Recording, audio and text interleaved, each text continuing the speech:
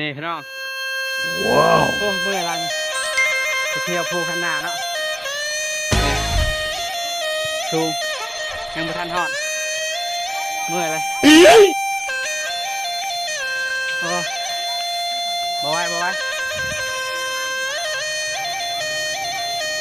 นี่พี่น้องไปต่อยังบ่ฮอดเนาะนี่โอ้เมื่อยละนี่ครับ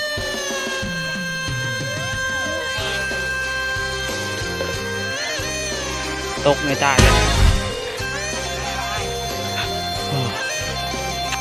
ยังทันออกจะไปต่อนะครับไปต่อเมื่อย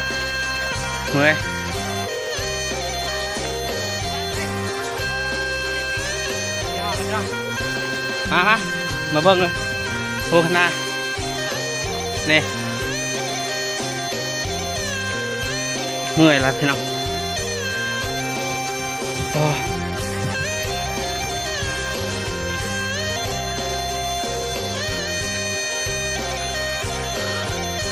เบิ่งทางนี่โอ้มาไปทางผิดเลยโอ้เกิน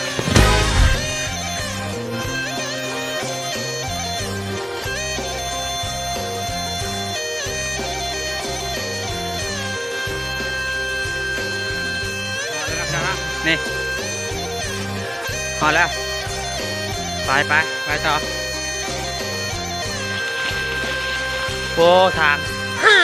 นี่พี่น้อง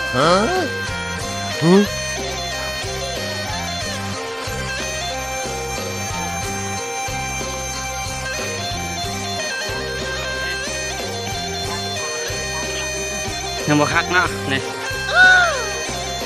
ยังตั้มยังบ่สูงปะเมื่อยเลยเมื่อยหลายพี่น้อง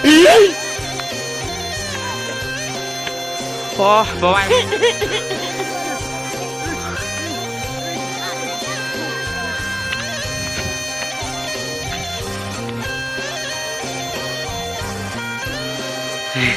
เมื่อยหลาย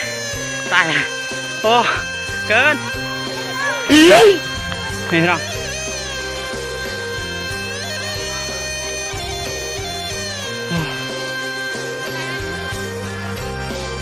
เมื่อยแล้วครับ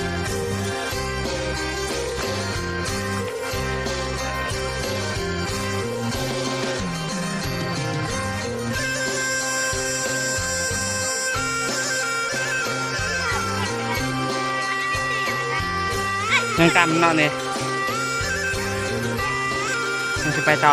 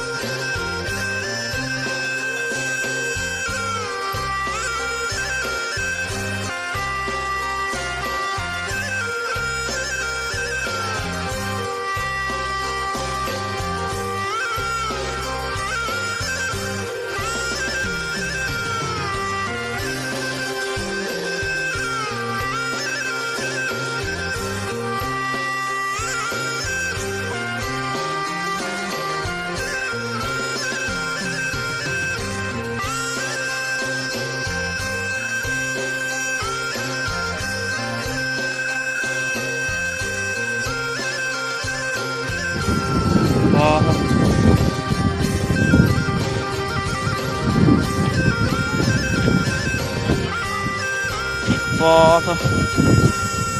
หักลายเนาะนี่พอเมื่อยภูขนาตึกเนาะ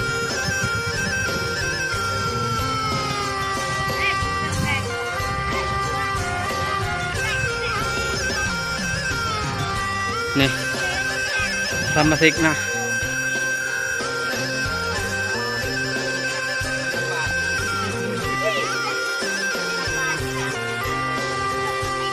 นี่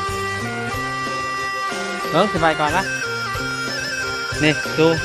โอ้โคจุงเลยหอดแล้วนะเดินสิตายเดินสิหอดนี่เนาะเห็นหมดเลยนี่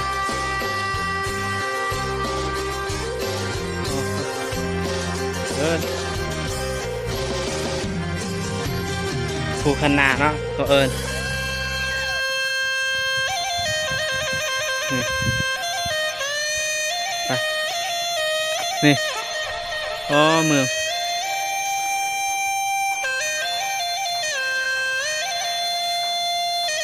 ไปเด็กเบิ้งโอ้เกินนี่พี่น้อง